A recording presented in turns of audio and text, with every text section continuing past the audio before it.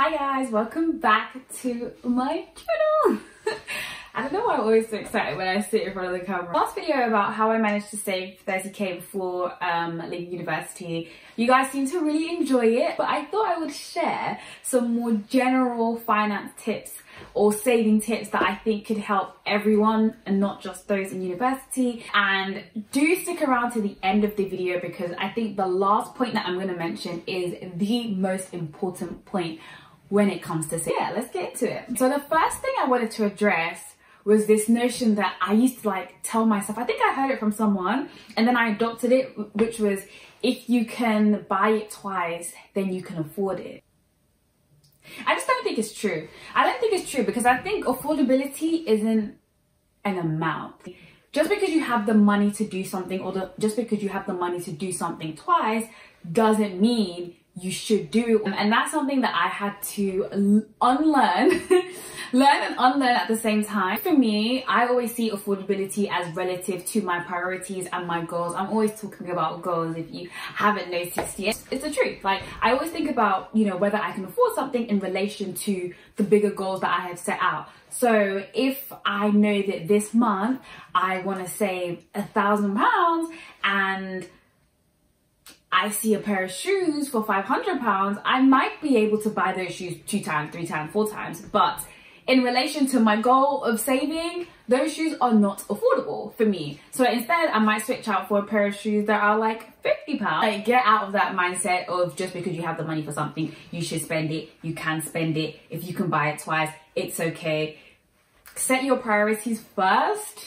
And in relation to your priorities, does that purchase make sense? So the second thing that I always aim to do is, I do. I've pushed myself to do this more and more and more and more. And that is to always look for a discount or find a better alternative if possible. Even if you just start thinking about the true cost of things versus the price that you buy it at, you realize buy something on sale is probably closer to the true cost of that item. If I'm gonna buy something, I will look on uni days to check if there is a discount, or I will make literally spending decisions based on whether I can get a discount or not. There's recently, but I bought this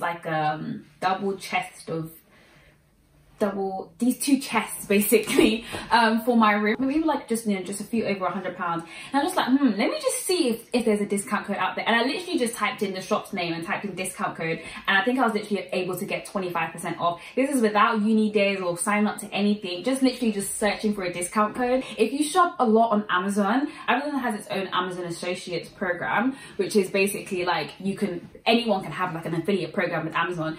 And literally I use that, so some of the links in my description box are affiliate links. But also when I want to buy something off of Amazon, I also send myself the affiliate link so that when I purchase it, I get money back.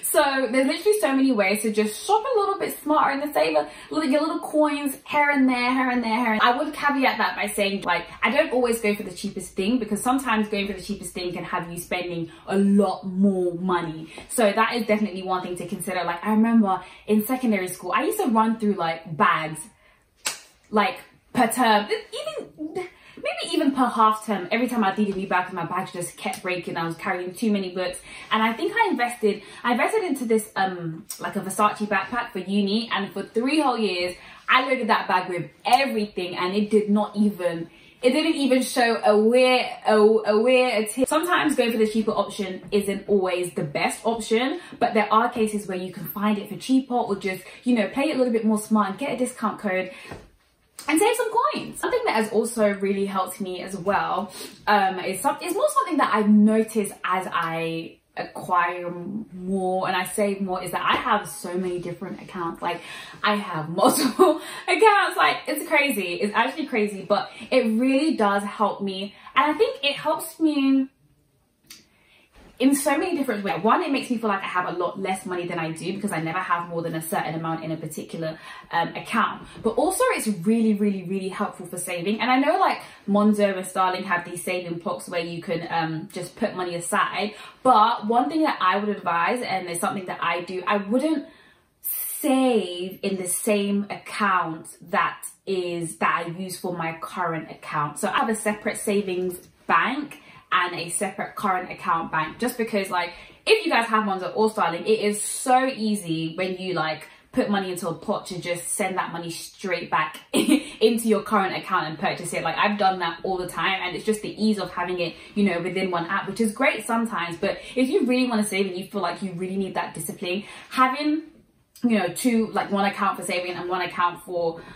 your current account, it makes it a lot more, it's just one extra barrier to sending that money across. And one thing you can do is, you know, have a one-way system. So let's say, you know, your Monzo is your current account, your Starling is your savings account. So you can send, you know, send money from your Monzo to your Starling to save, obviously, but in your Starling account, do not input the details for your Monzo account. So you're never able to kind of just send the money over. One thing you also can do, which I think I've mentioned before, like, or maybe in all of my finance videos, is have like an ISA that you lock your money away. You can have some that you lock your money away and you literally don't have any withdrawals, but you can have some where you can have a couple of withdrawals. So you can do that, but I think, you know, sometimes that is, you have to lock your money away for a certain amount of time and then, you know, incur a penalty if you need that money earlier than what you signed up for. So if you feel like you don't want to commit to that yet, then I would have 2 separate accounts. One thing I also think is really helpful for saving as well, especially if you are new to it and you're like, okay, I really need to get a grip of it, is don't go like head on into, right, I'm now going to start saving 80% of my income when you wasn't even saving 10% before. Like, start small. I feel like saving, it really is a must. I would say I started saving in secondary school, maybe like year 10, year 11. Let's say I got £2.50 a day, I would save £1 a day. And as I, you know, earned more, then I started to save more and more and more and more. And it's easier for me now to save because it's a muscle that I've continued to work on, and it is great. If you're going out there, you're like, you know what, I'm gonna start to save, don't go big.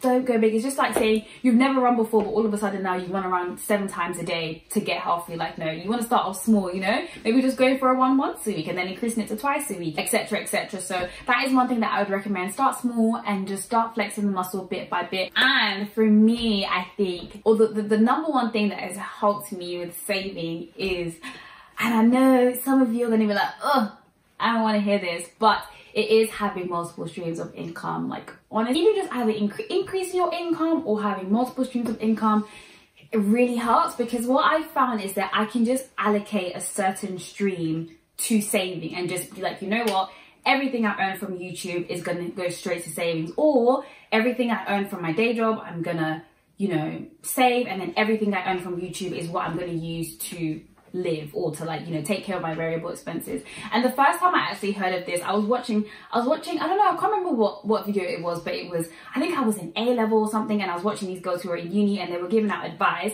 and the girl was basically saying that she keeps all of her student loan, and I think maybe she pays her rent and then saves the rest. And I don't know what kind of retail job she was working at, but she was working at a retail job, and she was saying that everything she earns from her retail job is what she actually uses to, like, live. The people who watch my channel are like between 18 and 25 or something. Like, we have more time now than we will ever have. Most of us don't have any kids. Most of us don't have a household to look after.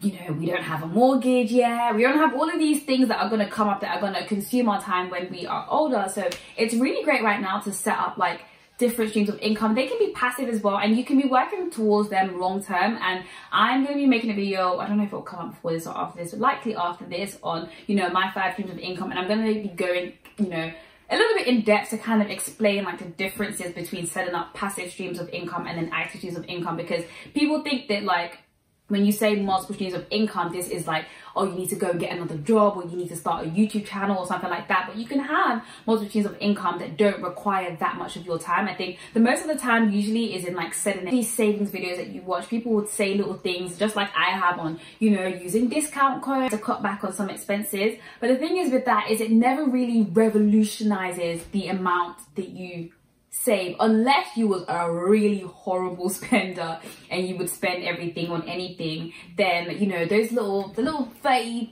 cutback every single month sometimes doesn't make that much of a difference. But, you know, generating another stream of income that can do quite well really does help. I do want to speak on this because I remember when I used to watch these videos way before I had a YouTube channel, and everyone was speaking on multiple streams of income, but I just felt like everything they were talking about required some sort of online presence like YouTube, or they'll talk about YouTube, or they'll talk about affiliate links or YouTube AdSense or sponsorships. And I was like, but that's all kind of related to YouTube, and what if I don't have a YouTube channel, then what do I do?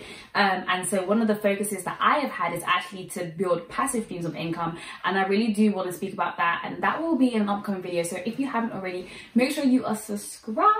Ironically, if someone is going to be telling you about, you know, multiple streams of income and you're watching them on YouTube, YouTube is likely going to be one of those streams of income. So it's kind of like, but I have been building passive streams of income, and I really can't wait to share that with you. Now, if you have any, please do let me know. And I think not just let me know, but other people will be reading the comments as well, and I think they'll find it super helpful. Yeah, so thank you guys so much. And did I press play?